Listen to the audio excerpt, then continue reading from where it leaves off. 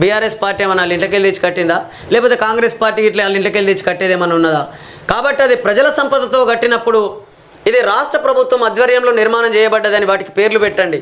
నిజంగా చాలా అంటే ఏదైతే ప్రాజెక్టులు కడుతున్నారో లేదా ఏవైతే అనేక బిల్డింగ్లు నిర్మాణం చేస్తున్నారో ఆ బిల్డింగ్లకు ఆ పార్టీకి సంబంధించినటువంటి వ్యక్తుల పేర్లు పెట్టడం కావచ్చు, లేదా ఆ పార్టీ కట్టించిందని చెప్పేసి ప్రజల్లో ప్రచారం చేసుకోవడం వల్ల ఏమవుతుందనంటే ఏదో వాళ్ళ ఇంటికి వెళ్ళి ఇచ్చినట్టు కట్టినట్టు కనబడుతుందని చెప్పేసి కూడా కొంతమంది ప్రజలు మాట్లాడుతున్న మాటల్ని మీ దృష్టికి తీసుకొస్తున్నాం.